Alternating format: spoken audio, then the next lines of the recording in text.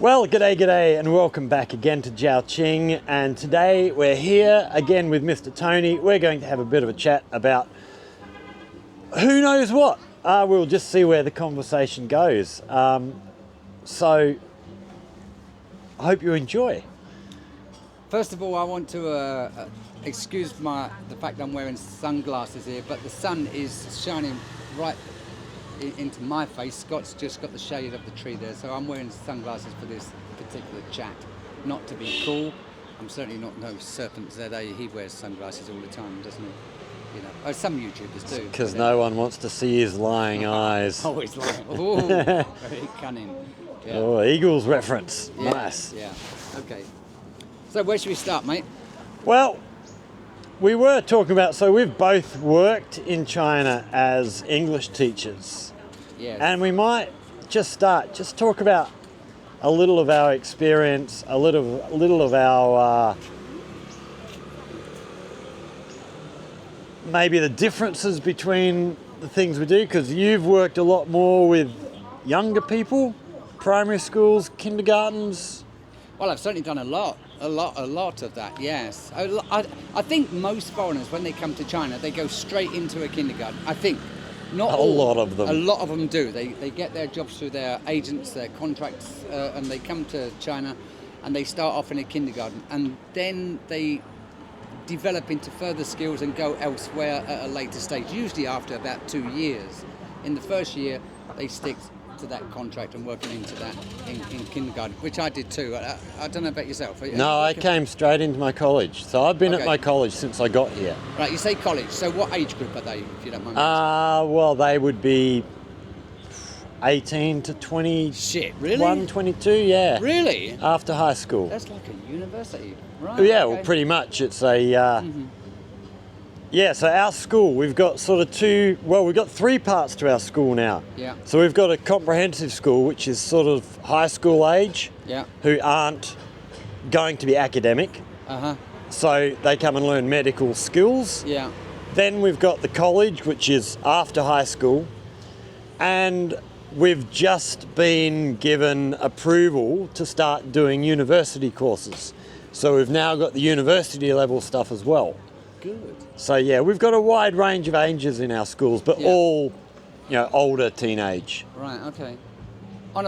Have you ever taught in kindergartens? So we've got one of our teachers at our college, her family actually own a couple of kindergartens. Yeah. So I'll go and mess around with the kids in there from time to time. Mess around, is that a good word to use? Yeah, probably not. Take my guitar, play them some songs, show them some juggling, teach them a few English words. Yeah.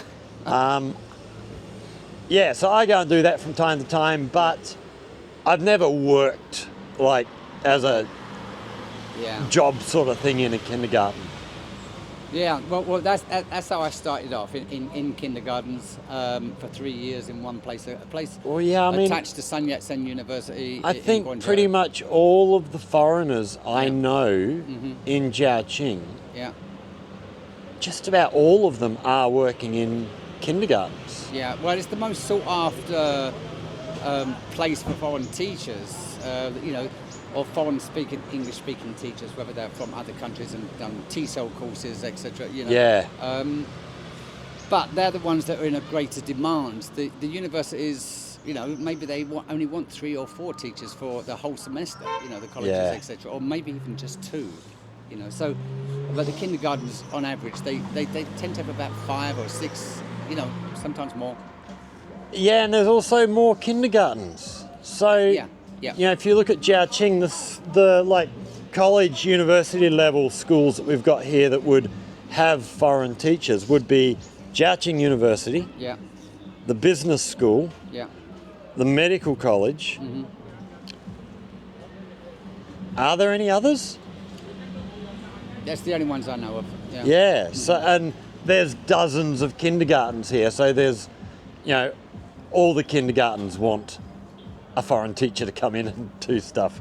Okay, so let me ask you a question. If someone's watching this and they're thinking of coming to China, just thinking about it, not even made that move yet, what's the process? they're still back in their own country, and they're thinking, I'd like to give that a go. What's the process from start to actually, get in I'm here? probably not the person to ask. So because- who can I ask? Because so my mother used to work in my school, Yeah. so I had contacts in the school. Okay. Frankel from my school came to visit Australia, came to my hometown, so we met and he arranged everything. Yeah. I didn't have to go through a lot of the stuff, but you do need a bachelor degree, Minimum. university Yeah, degree, Yeah. and you need to do either your TESOL or what's the other one? Teaching English as a foreign language, or there's another one as well. You need one or the other of those. Yeah. Um, TESOL and TEFL. One's an S and one's an S. yes, that's the one. Teach English as a foreign language, teach English as a second language. Yeah. What's the difference? So you both sound the same to me. They do, is the cipher. But then you've got the idea of how do you find a job in China? So with me, I had contacts. Yes. So I was basically offered a job before I even came to China. But if you don't have the contacts, you want to look probably at going through an agency. Yeah. But that's what I did. I, on a personal level, I found an agent in the UK. That agent put me in touch with an agent in China. They both took quite a lot of money, actually, 900 English pounds. Yeah. Quite a lot of money, 10,000 RMB at the time. And with that, I was able to get the job and the flight. I had to pay for the flight, obviously, but that secured. And that was my very first year in 2000. Oh my God, 7. That went fast. 2007. And then I came out. The first 3 days, I never had the address of the agency where I was meant to go to. I was wandering the streets.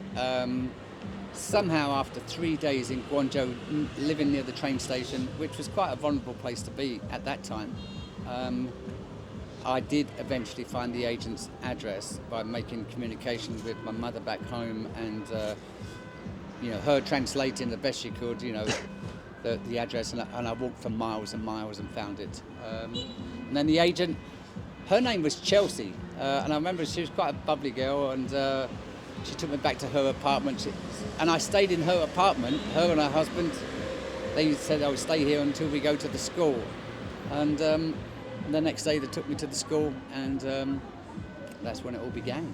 Yeah. What's your experience like with an agent? Because I've never been through the agent thing, so... Well, this woman by the name of Chelsea, she was a wonderful person. She had her own business as an agency and recruiting foreign teachers, and they took a sum of my income for the first 3 months. Yeah. What percentage, I don't know, I didn't particularly care, and in those days, I thought I was on a pretty good wage at 6,000 RMB a month. That's what I was on. And the level of income then, even then, was still 3 times more than the Chinese teachers were getting. It was quite embarrassing payday, because I got paid in the office cash for the first year. Really, I'd never had a bank account, and the bank account took effect on the second year. Yeah. Yeah. So, going back to your question, that agency was very good. It wasn't big; it was a family thing. But I know, some very, very dodgy agents now. There's a lot of foreigners that have set up.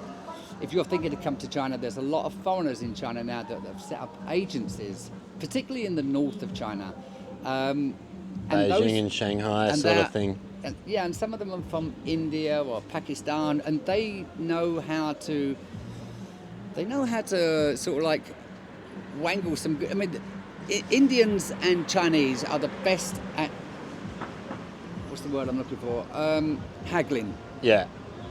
And they can give you benefits and knock the price down, and you think, oh yeah, okay, I agree. And it turns out you've been dropped in the shit for the next couple of years. Yeah, well, I mean, we both know what was his name? George. Yeah. Mm-hmm. So, this is another young English guy came to work in Jiaoqing, and I don't know if it was the school that did the dirty on him or he went through an agency. I don't know what the deal was, but he basically came to China on a tourist visa. He was told that they would sort out the working permits and all that sort of stuff, and they never did. So he got found out and basically had to leave the country. He's not allowed to come back and work here for 5 years. 10 years. You got a 10 years ban. Yeah. Well, yeah. 48 hours notice to So leave. when you do use an agency, do a bit of research. Try and find other people who have used them. Make sure that they do the right thing by you, because some of them don't. Oh, sure, Jenny. Thank you. Oh, these Oh, we're ones are having ladies. stools brought Thank out you very for much. us. Huh? Oh boy, sorry. Okay. That's nice. Yeah, If so we that- sit down, we'd be too low, wouldn't we? Yeah, no, stay as we are. Yeah. So, you do want to check the agency. So it sounds like you had a good experience. Your agency looked after you well.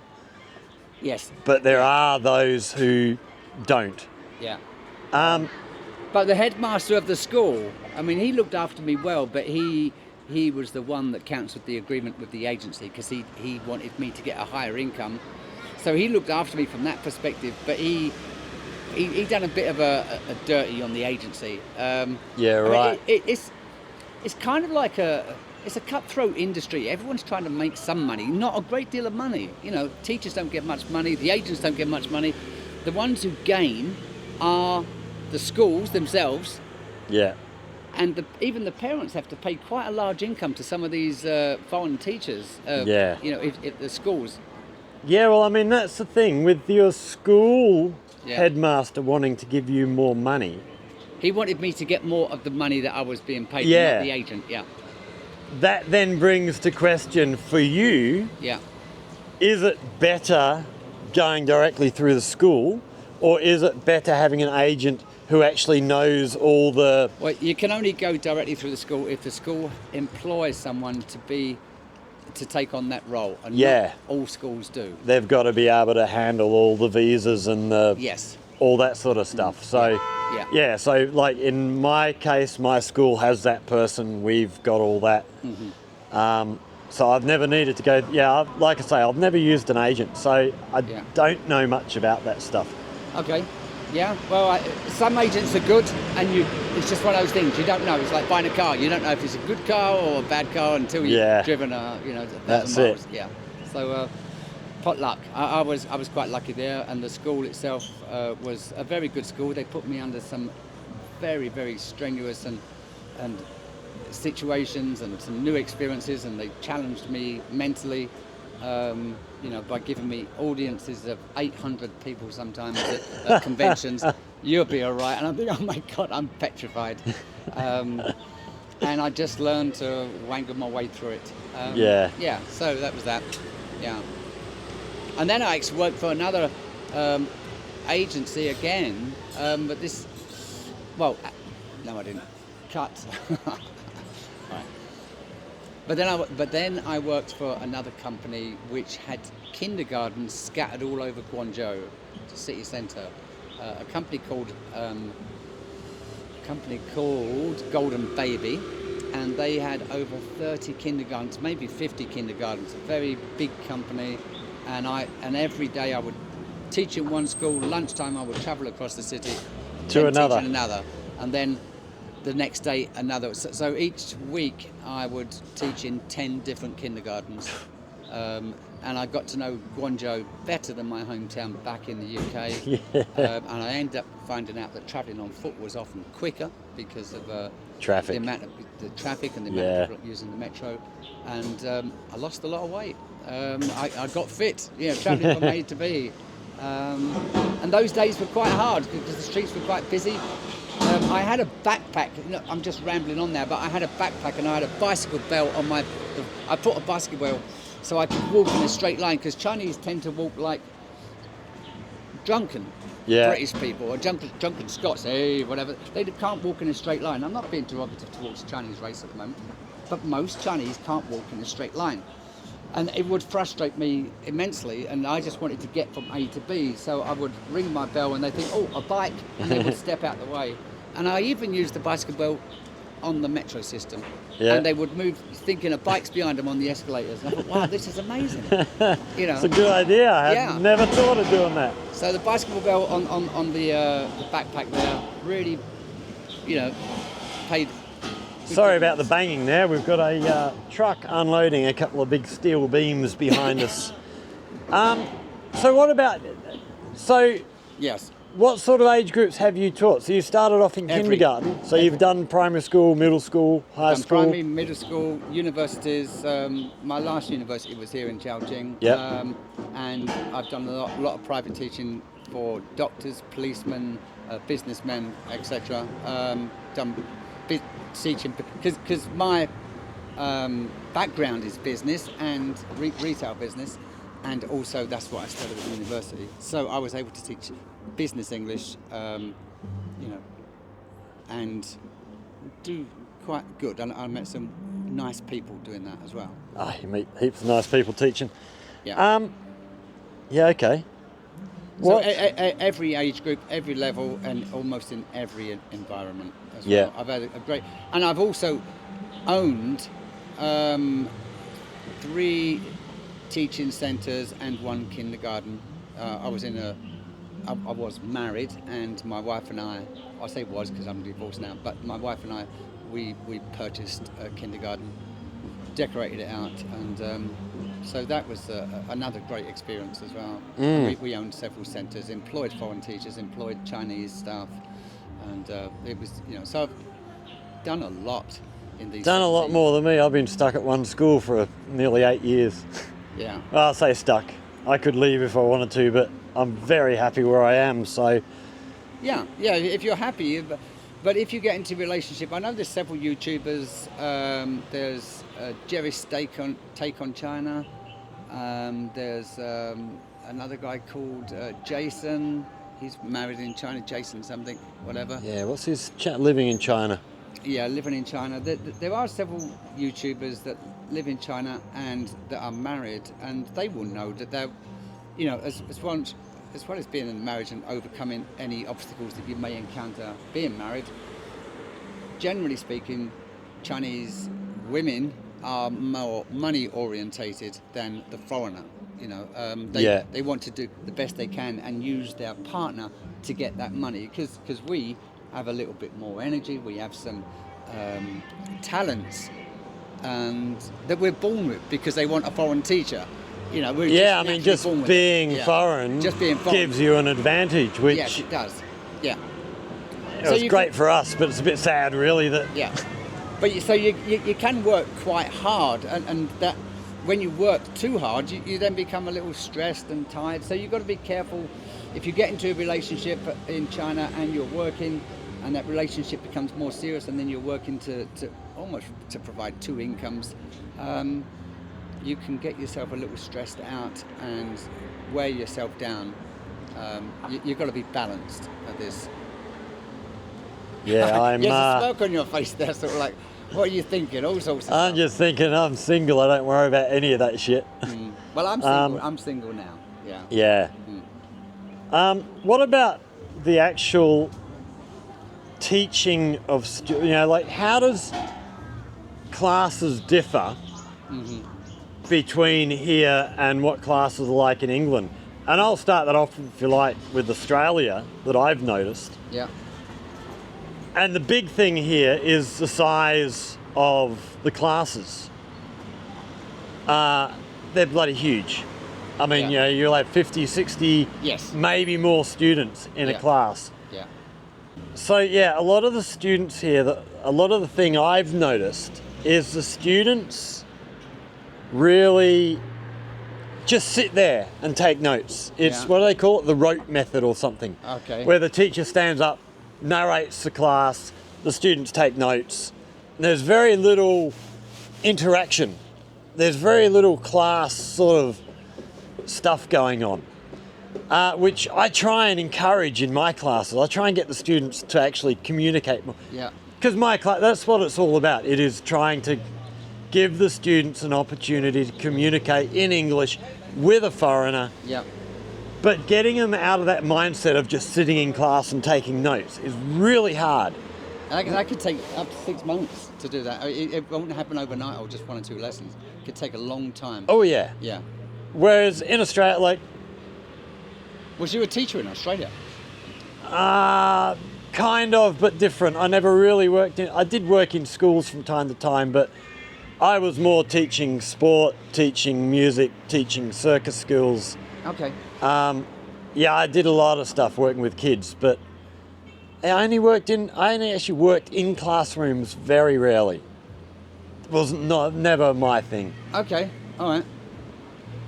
But yeah, classes in Australia are generally at least half the size here. In fact, I think it's very rare that you'd see more than 30 students in a class in Australia in primary school or in high school. Well, and when you're saying that, I mean, when I do private lessons here, private lessons it's a lot of the parents don't want more than 10 students in a private lesson because they're paying extra money. It's at a weekend or in the evenings. Yeah. And they want a small class so they can learn much more and faster too. So private lessons, but the schools themselves, kindergartens, 40 students, middle schools, even universities, 60 students in the class. Yeah. Yeah. It's quite huge. phenomenal. Yeah. Yeah, I mean, the other thing really is and it's not just a Chinese thing, I think it's an Asian thing, the whole loss of face thing. Trying to get them to communicate in a second language that they're not confident in, they do have that issue of, I don't want to say something wrong because what will people think of me, sort of thing. Yeah. I remember a student I had back the first year I was here. She was a first year student. First year students were out at Dinghu. Second year, they'd come into Guangzhou. Now, the first year, she'd sit in the back corner of the class and couldn't get her to say 2 words. Okay. And I was never really sure if she was shy or her English was just really bad Yeah. I was never sure. But then second year, they moved into Guangzhou, which is where I live. Yeah. I was sat outside in the playground one night with my guitar, just strumming my guitar, having a chill out. Yeah. And she came and sat down and she listened to a couple of songs and then she started chatting to me. Yeah. And we ended up chatting for probably 2 hours. Uh-huh. And turns out her English was probably better than anybody in the class. And I said to her, why don't you talk in class? And she said, I might make a mistake. I said, Embarrassing. you're better than anybody else. Open your mouth, say something. Yeah. So the next class, she comes into class, back corner, head down, says nothing. Yeah. And I could not get, that's the big thing for me is trying to give them confidence. Yeah. Because a lot of them are better at English than they think they are. Well, when I was teaching here at the university, in contrast, I suppose, to the Chinese teachers, you'll notice, they teach in such a way where they stand there, they say something, and the student repeats. Stay, repeat, Yeah. stay, repeat. They don't have canes like I had when I was a kid, but they have sticks and they do a lot of pointing, and it looks quite vicious the way they teach sometimes, very disciplined way. And my style of teaching is very different, and I'm sure yours is. Much more totally so, different. Yeah. And I wanted my students to use their phones this is at the university, because there's a ban on phones in classrooms, and sometimes even that's quite strict. And I said, no, I would ask them questions, find the answer on your phone. So you can't play with your phone because now you've got to find the answer on your phone.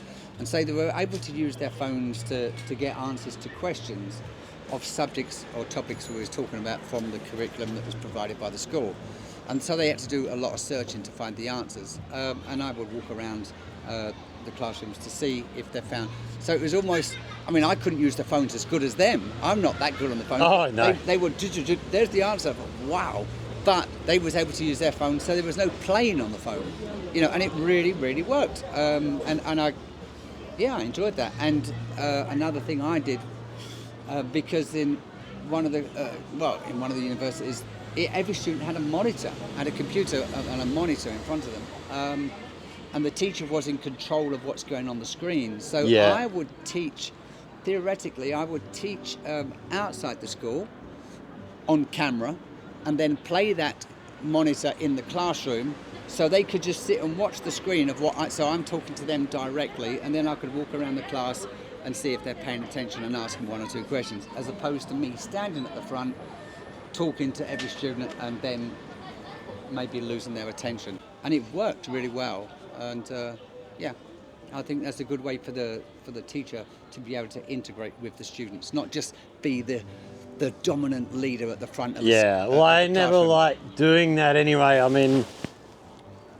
being dominant leader, sort of teacher type thing, I couldn't do that. Yeah. I've also known a lot of foreigners that will play songs. Now, playing songs is also a good way. I mean, I would use a singer by the name of Roger Whittaker. Now, because he was a folk singer, and his lyrics have a story, and he speaks his songs as opposed to heavy rock and roll or something like this. You can clearly understand what he's saying. You know. If you're going to use music, you want to find people who dictate well. Yeah. And one particular song I used a lot of the time was River Lady.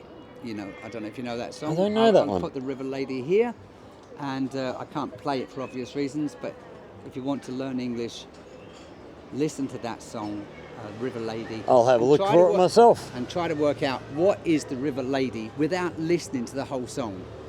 You know, after the first, and it's a really interesting song, and so I would play that, and I would get the students then to write the lyrics down, and then decide what is the River Lady going around the classroom, etc. And then we play the next verse and the next verse, and then music is something I don't use a whole lot, but I do use from time to time in class. Yeah. Being a guitar player myself, Yeah. I don't actually play music clips. I'll actually bring my guitar in and play a song, and then we'll talk about what do we think the song's about and all that sort of thing. And they do work well. My students seem to really enjoy that. And I think teaching English here, it is finding those little things that the students can really connect with. Another one that I find that really gets the students communicating is tell them, right, you're the teacher today. You're going to teach me some Chinese. I want you to teach me a Chinese word, teach me how to use it, when not to use it, what does the word mean, all the stuff behind, and they get into that because they think, we're going to help Scott, yay. Yeah. And that proves, I've got a few little things that really work well. I've got a few things that I'm still sort of tweaking. I've got other stuff that I've tried and I just throw them away. They don't work.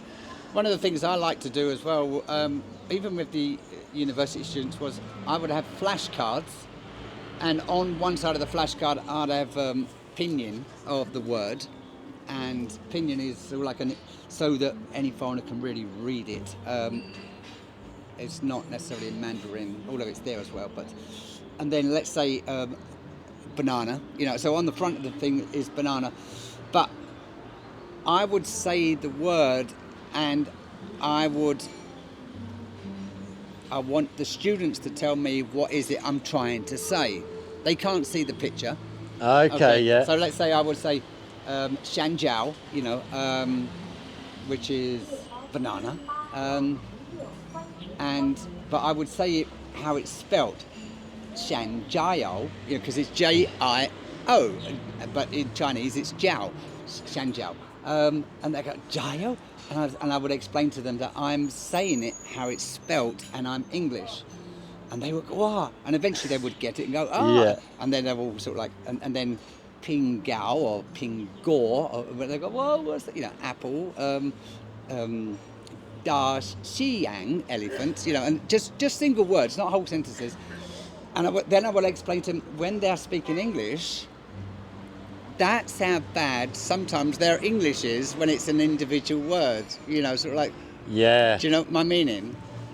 It's one of the hard things.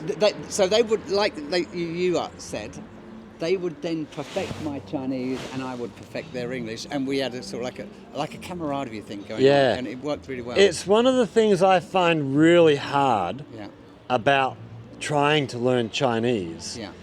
is that precision of speech. In English, we can mumble a lot more and people know what we mean. Yeah. But like, I've got friends, and if you've been following my channel for a while, you know I often go over to Yunfu. Now, I'll come back and people say, what did you do in the holidays? And I'll say, I went to Yunfu. Yeah. And they'll go, huh, where? Yeah. And they have to go, Yunfu. Yeah. And they're, oh, yeah. Yeah. And if you don't get that inflection right, Yeah. it means something totally different. Yeah. And Yeah. so, yeah, that for me, and the same with the, like, the way it's spelt and stuff, as you were saying. Yeah. It's a bitch. It's a bitch of a language to learn. Yeah. It's it is. hard. But we'll keep battling through. Yeah. I suppose from their perspective, there's also, if they don't quite get the E and the A or the I when they're saying an English word, we have to, what is it you're trying to say? Yeah. Oh, absolutely. We don't understand them. Yeah. Yeah. No, it's not much different. It's just that It's the same in the same way for them, the English thing is new. Yeah. This Chinese with the inflection thing is new to us, and it's just, what? Yeah, well, it's the same for English. I mean, if you're from down south in the UK and then you go up to Newcastle, and you say, "Are you from Newcastle?" and they go, Newcastle. Even in England ourselves, we have so many different accents. But in China, they call them tones, but they are, in retrospect, they're accents. Yeah, All I over mean, China. yeah, England is pretty much every town has its own Yeah, it does. thing. It's really, you can go 20 miles and you've got a totally different There's a way of talking. There's a fad going around now at the moment in China. I presume it's in every country in the world now. Go on, say bottle of water. Say bottle of water. Have you not heard it yet? No, I haven't heard this one. It's all over the bloody internet. Bottle of water? So many Chinese are saying, go on, say bottle of water. Bottle of water. Oh, it's hilarious. I want a bottle of water. Because it's not... Where's that come from? Why are they... Oh, I don't know where it's That's come. I don't bizarre. know. But yeah, maybe young Brits are saying it online. Yeah, maybe. I want a bottle of water. Yeah. Yeah, it come from a TV show or something.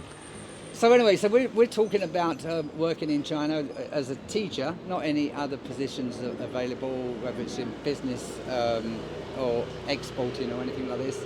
It's just about teaching. And I think one of the things, or a couple of things you need to think about if you are coming to China as a teacher, the agent or the school will work to make your position legal. You shouldn't have to worry about any of that. There used to be a time where you would get a little leaflet, a booklet, and it was called a professionals, not professionals. I'm going to have to cut this bit out. It was called, I can't remember. Okay, so I'll cut that bit out. But you would also have to make sure that you had a medical every year. This is what it was like in Guangzhou. I don't know about yourself, Scott. Every year? Every year I had to have a medical to make sure that I was healthy and no contagious disease. I had one when I first came here. Yeah. Not had one since. Okay. Well, in Guangzhou, I'm just saying. So I had a medical every year for 15, 16 years. So that's comforting as well. Some foreigners had medicals and were found to have an STD and was kicked out. Yeah. Okay. So a medical, a police criminal record check. I had to get another one every year from my country. I was like, oh my God, serious? And I'd only been back to my country for 2 weeks, but I had to get another one. Is that because you were moving schools, maybe? No. Because every year I had to get a new one. Okay. Yeah, I mean, maybe schools. I mean, I was moving, and when I went to another school, but I was used to that familiarity.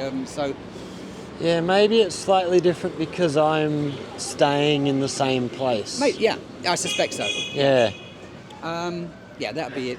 And the school will help you out. Most occasions, they will help you out with accommodation. You can either live in the school or you can live outside. Maybe you'll get some kind of discount on that property. They'll give you some reimbursement. Or they will help you find a property that you particularly like, and then they pay 50%, you pay 50%. I don't know what your arrangement is. Well, I'm in I live in my school. We've got, Oh, you live in the school? yeah, so our school here in Duanzhou, we've got the school, and then behind the school is 6 apartment buildings, which were originally owned by the school. Some of them have been bought by ex-teachers. Yeah. Those ex-teachers now might have children with families who Yeah. live in those apartments. So it's not like it's all in fact, I don't think there's any teachers who work in our school that live in those apartments. Yeah. But it's all people with connections Yeah. a lot of the time. So it's a good little community because there is that sort of connection to the school, even though nobody's directly connected to the school. Yeah. So what you do your job, you'll be tasked with all sorts of stuff. Sometimes you may have to go and talk to parents with Chinese teachers, talk to the parents about their their children, how they're doing at school. That can be a little time consuming. You will have to work some weekends. Holidays are a pain. You may have to work, a Saturday and Sunday, and then you might get a Wednesday and Thursday off in the following week. Well, that's another thing actually Yeah. that surprises me here in China. Yeah. In Australia, if you have a public holiday, so a public holiday that happens during school term in Australia, say Easter, you got Easter or Good Friday, Easter Saturday, Easter Sunday, Easter Monday, 4 days off. Yeah. Generally for most people. In Australia, those days are gone, they're done. Yeah. Whereas here, what's a holiday that happens during the school time here? Say National Day holiday. Yeah. Have 7 days off. Okay. And then the weekend before and the weekend after is You're all working. makeup classes Yes, yeah. for those days off. Yes. So they haven't kind of... You don't get the days off theoretically. No, you just work weekends to make up for them. Yeah. So hurts. it's a different sort of... They don't have that planning for those days off. No. It's it's a different type of thing. So when they tell you you're getting a day off in China, expect to lose a weekend the next weekend or something. Yeah. That happens. And mentally it hurts. It can do, yeah. It can. So you've done your contract, you've done your first year, your second year, whatever, and you decide to move from that school to another school. Guaranteed you will not, and you haven't moved. No. Guaranteed you will not get a reference to say how you did or how you were at that school. Guaranteed. If you want one, write it yourself and then get someone who works there to stamp it. Yeah. Write your own reference, because otherwise you'll have no proof. I think I would get a reference, You but I think I'm in a slightly different circumstance because I've been with that school for so long. Watch this space. There's a history, and actually don't watch this space because I'll probably work in my school until I retire. Right, okay. So I'm not going to need a reference anyway. Yeah, okay. But I think No, I'm not I've being- got I'm a good not- enough I'm- connection with but I'm not being my affectionate. situation would Yeah. be rare. Yeah, I have heard a lot of people say getting a reference really hard. Well, it's really hard and sometimes impossible. So what I discovered is write your own reference and then get them to stamp it, and they will. They Yeah. just don't know how to write a good reference. Yeah. Because they don't write them for their own teachers, the Chinese teachers. So how the hell are they going to write a good reference for a foreigner? And they just won't do it. No matter what they say, they won't do it. So then you move, and now, because things have changed, you have to go back to your own country or leave the country before you can start a new job. There's a 30-day gap. It's really changed immensely now. It's not so straightforward as it used to be. Yeah. So, All the good luck with rules that. changed Yeah. sort of 6-7 years ago. Yeah, a lot and of changes happened. And during the COVID period, some new legislation came into effect where teaching centres would have to close down, and they said that it's too stressful on young students, kindergarten level, to work at weekends in private lessons. Yeah. And so a lot of them closed down. But that's life, and that's just the way it is. See, a lot of them also were teaching things that were different from the school curriculum, which is another problem I'd heard that that the government wanted to clamp down on. So, they tried to, because I know a couple of people who have got teaching training centres here, Yeah. and yeah, they now work within the school curriculum. They've changed the way that they operate so that they can keep operating. Yeah, I'm totally against whether it's because I've aged now and matured and understand a bit more about the world and politics, etc. Maybe in the past I didn't care so much, but I've never taught my opinions in the classroom. My opinions are absolutely irrelevant. I mean, what's happening in the Western countries? If you are an LGBT fan, if you are a Black Lives Matter fan, supporter, you can start teaching that in your classrooms and no one will bat an eyelid except the parents, but you keep that hush-hush. In China, some foreign teachers have tried to teach personal views. I'm 100% against it, and if I would like any headmaster or Chinese teacher, if they witness it, get rid of that foreign teacher. His opinions, her opinions, have got nothing to do with Chinese society. I'm absolutely against it. Absolutely against well, it. I mean, the Teach big one what's in the curriculum. The big and one nothing for else. me is religion. Yeah. I've known a couple of foreigners who have come here Yeah. with really strong religious views. And try to teach that views in the classroom. I don't know. I never got close enough to them because I don't really. If people are that religious, they want to talk about all the time. Yeah. I tend to stay away from them. So I don't know what they tried to teach in the classroom, but I know they had issues just living here because they couldn't go expressing their beliefs like Well, you can one thing's elsewhere. for sure. If a foreigner comes here and he starts to talk to the students, the older students in particular, about his personal beliefs, you can pretty much guarantee at some stage a parent will blow the whistle on what you're doing. No matter how good, how close you are with those parents, someone will blow the whistle and say, I'm not in favour of that, and you're being some kind of... Not even parents. I would say at least several, if I look at my class, Yeah. Well, yeah, if yours are I older started students, yeah. wanting to preach, well, stick with religion. If I started wanting to preach that sort of stuff in class, Yeah. they'd be straight up to the office. Yeah.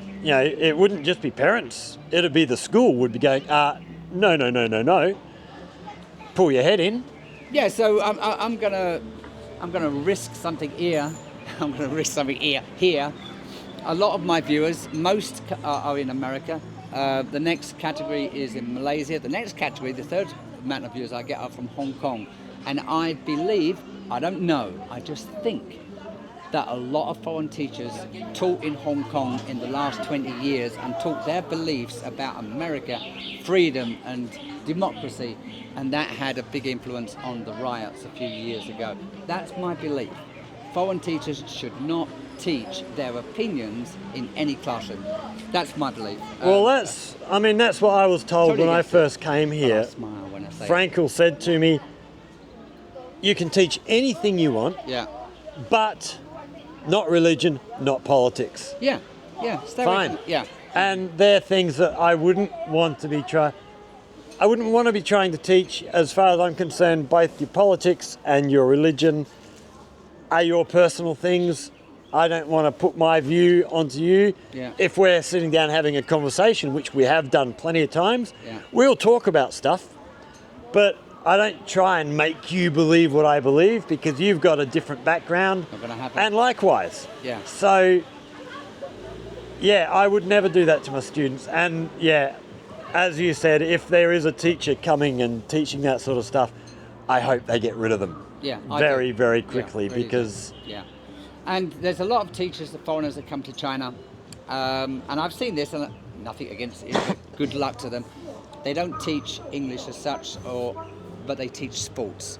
And I've known several. They've come here to teach football, or they've come here to teach basketball, whatever. And I've spoken to them, after school, in the evenings, whatever. And they're saying, and their heads are bursting because the students don't listen. They don't want to learn the best techniques, whatever. And they have this desire and ambition. I'm going to make some changes in that school. And I've said to them, I remember a couple here in Jiaoqing, don't try and make those changes. It won't work. It won't work. Yeah. No, it will. It will. 6 months later, they've gone because they can't cope. Yeah. You can't change a culture if they're not paying attention. Teach them how to enjoy the game, but don't teach them to be professionals. It's not going to work. They're only young kids. Well, I coached soccer in Australia Yeah, for yeah, of many, course. many years. And Country Week. So Western Australia, I don't know if they do it in other states in Australia, but Western Australia, we have Country Week. Yeah. So every year, all the different regional towns Yeah. around Western Australia go to Perth, they have a competition. No Perth teams involved, it's Yeah. all the country people, but it's in the city. And we used to pick, I mean, me and the guy I coach with, Duncan, we'd coached together for quite a number of years. And we used to pick our teams less on how good the players were, Yeah. but how much they enjoyed the game, how well they got on with each other. Yeah. And we took teams to Perth that were less skilled than the competition, Yeah. but we'd beat them. Yeah. And we won our division in country Yeah. many times with teams that maybe weren't as skilled, Yeah. but they loved what they were doing, and if Yeah. something went wrong, it didn't frustrate them. They kept going.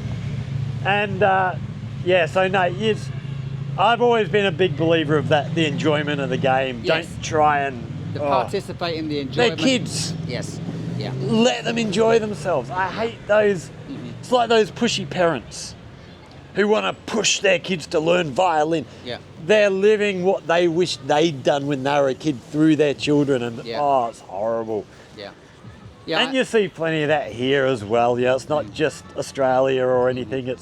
It's all around the world. Yes, it is. Yes. I'm going to give my viewers a quick tour of this area of where we are now. I've done some B-roll earlier, and this is where we are. We're in a kind of like probably about a 300-meter radius. There's some cafes, some restaurants, and some beautiful secluded areas if you're on a date or whatever. It's just a beautiful place. Yes. It's quite a new area too. Yeah. Like the way they've done it up recently. So It yeah. is, yeah, it's all been done up. Well, I'm probably going to do the same with my viewers. It's funny actually. I'll tell you a little story.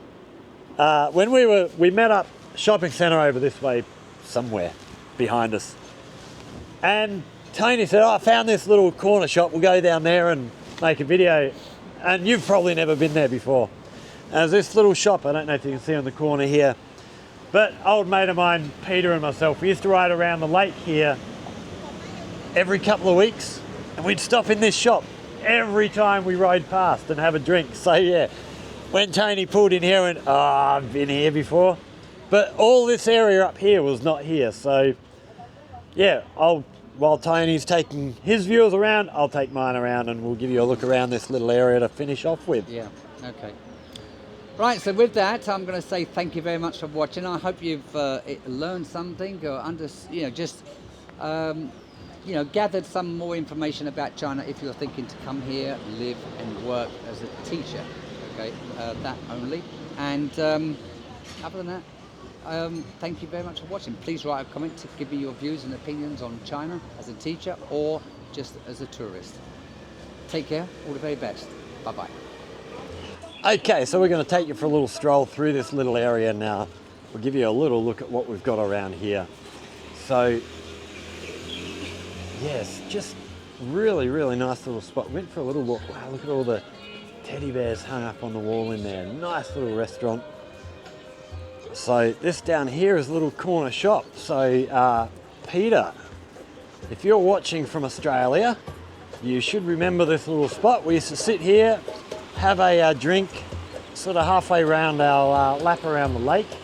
It's absolutely beautiful. But this area wasn't sort of developed like this. It was just old and decrepit. They've done it up. It looks really good. So as we walk through here, we can see we've got all the umbrellas strung up on the wall. These have all got lights in them, so it's a little bit early yet, but I imagine they'd look really good at night time. Same down this way. We're going to head up the steps here. We've got this gate. This looks spectacular. And yeah, lots of little restaurants and things up through here. So I imagine this would be a quite a popular little night spot for people in the area.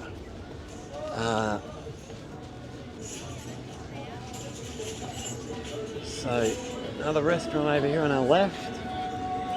And then another one over here on our right. Looks really good. Yeah, they've done it up really nice. It's a really nice looking place. These lanterns on either side of us here. Are these?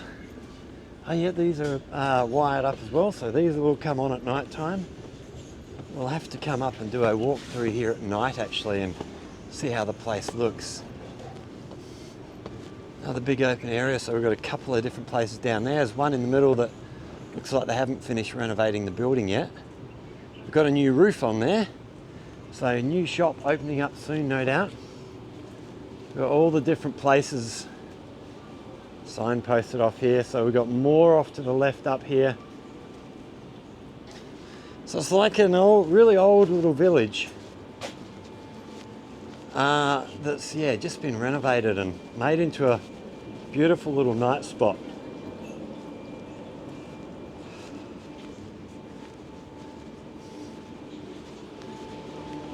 More lanterns up above us here.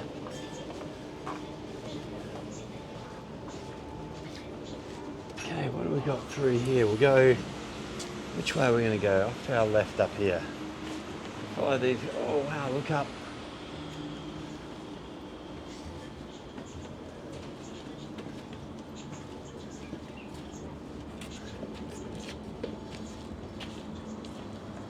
There's a roof up through here. Lanterns and umbrellas up through there. Looks fantastic. Off to the right down here. Yes, I like Liu Lin too. I have no idea what that means. What can we see off down? Yes, we've got just roadway down there. Got another place being renovated in here to open up soon, no doubt. So this, somewhere in this little area, there's actually a little food museum somewhere. We actually came up to I'm trying to find a little cafe that we actually visited a while back. There's a cafe, we had a English corner meeting up here somewhere, but I'm not sure where it was. But there's a little food museum somewhere in here with all the local sort of dishes and stuff. This stuff here looks really cool with all these sheets, blue sheets hanging down. Again, lights in there, so it'll look really good under the night time. Oh, and we've even got a Christmas tree up here, look. So, if anybody tells you that Christmas is not celebrated in China or is banned in China, we can see here it's not the case. Is Christmas celebrated? Not terribly often. So these guys have got all the stickers in the windows and everything. It's generally not celebrated here, but it's not because it's banned. It's just that it's a different culture, and Christmas doesn't mean anything to people here. It's not like it, they don't have the history that we would have in Australia, the Western culture, the sort of history of all that Western religion stuff. So, yes, if you come here, you can still celebrate Christmas. In fact, in my contract for my school, I'm actually meant to get Christmas Day, I think Easter, off as a holiday. I'm not meant to work those days. I actually do work them. I say, no, don't worry about it. I'll just bloody work because I'm not really a person who celebrates Christmas or Easter anyway. I'm not religious, so I don't care that much. I'm going to walk down to the front. So they've got the lights on the front of this gate. This is all,